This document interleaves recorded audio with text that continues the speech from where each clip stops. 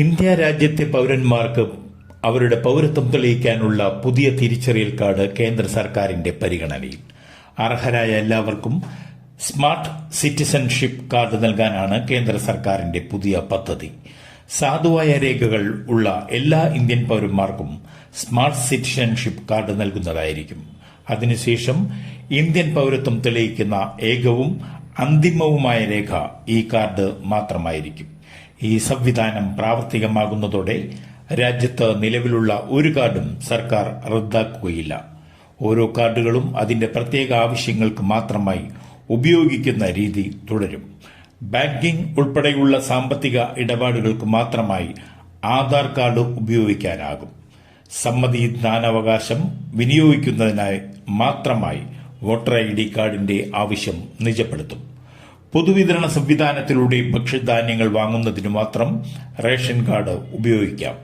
ഈ കാർഡ് വഴിയായിരിക്കും സർക്കാർ പദ്ധതികളുടെ ആനുകൂല്യങ്ങൾ നേടാൻ സാധിക്കുക. പറവൂർ കോട്ടുവള്ളി സൗത്ത് റേഷൻ കടയ്ക്ക് സമീപം പുളിക്കത്തറ വീട്ടിൽ ആശ 46 വയസ്സുള്ള വീട്ടമ്മ പുഴയിൽ ചാടി ആത്മഹത്യ ചെയ്തു. മരണത്തിന് കാരണക്കാരായവരുടെ പേരുകളടക്കമുള്ള കുറിപ്പ് വീട്ടിൽ നിന്നും കണ്ടെടുത്തു. പണം ചോദിച്ചെത്തിയവരുടെ സമ്മർദ്ദത്തെ തുടർന്ന് ഒരാഴ്ച മുമ്പ് ഇവർ ഞരമ്പ് മുറിച്ച് ആത്മഹത്യയ്ക്ക് ശ്രമിച്ചിരുന്നു. അയൽവാസിയായ റിട്ടയർഡ് പോലീസുകാരൻ പ്രദീപിന്റെയും ഭാര്യ ബിന്ദുവിന്റെയും പേരുകളാണ് ആത്മഹത്യാ കുറിപ്പിലുള്ളത്. ഇവരിൽ നിന്നും പലപ്പോഴായി 10 ലക്ഷത്തോളം രൂപ ആശ പലിശയ്ക്ക് കടം വാങ്ങിയിരുന്നതായാണ് വിവരം. 1 ലക്ഷത്തിന് മാസം 10,000 രൂപയായിരുന്നു ഇത്രേ പലിശ. പലിശ നൽകാൻ മറ്റിടങ്ങളിൽ നിന്നും ആശ കടം വാങ്ങിയതായി സൂചനയുണ്ട്. കഴിഞ്ഞ ദിവസവും പ്രദീപും ബിന്ദുവും രാത്രി ഇവരുടെ വീട്ടിൽ വന്ന് ബഹളം വെച്ചു. ആശയെയും കുടുംബത്തെയും ഒരുപാട് ഭീഷണിപ്പെടുത്തിയെന്നും മകളെയും മകനെയും അടക്കം ജീവിക്കാൻ അനുവദിക്കില്ലെന്നും പറഞ്ഞതായി ആശയുടെ ഭർത്താവ് ബെന്നി പറഞ്ഞു. പലിശ മുടങ്ങിയപ്പോൾ കടം വാങ്ങിയ തുക ഉടൻ തിരികെ നൽകണമെന്നാവശ്യപ്പെട്ട് പണം നൽകിയവർ നിരന്തരം സമ്മർദ്ദം ചെലുത്തിയിരുന്നു. മുനമ്പം DYSP ആണ് കേസ് അന്വേഷിക്കുന്നത്. ആത്മഹത്യാ പ്രേരണ കുറ്റം ഇവരുടെ പേരിൽ ചുമത്തി പലിശയ്ക്ക് ഭീഷണിപ്പെടുത്തിയ റിട്ടയർഡ് പോലീസുകാരനും ഭാര്യയും ഒളിവിലാണ്. പോസ്റ്റ്മോർട്ടത്തിനായി മൃതദേഹം പറവൂർ താലൂക്ക് ആശുപത്രിയിൽ സൂക്ഷിച്ചിട്ടുണ്ട്. ഭർത്താവ് ബെന്നി. ആശ വീടിനകത്ത് ചെറിയ കട നടത്തിയിരുന്നു. മക്കൾ ഗോഡ്സൺ, ജീവനി. സംസ്കാരം ബുധനാഴ്ച കോട്ടുവള്ളി സെയിന്റ് സെബാസ്റ്റ്യൻ പള്ളി സെമിത്തേരിയിൽ നടക്കും. വനിതാ ഡോക്ടറെ വിവാഹ വാഗ്ദാനം നൽകി പീഡിപ്പിച്ചെന്ന കേസിൽ റാപ്പ് ഗായകൻ ഹിരൺദാസ് മുരളിയെ വേടൻ അറസ്റ്റ് ചെയ്യുന്നത് ഹൈക്കോടതി താൽക്കാലികമായി തടഞ്ഞു.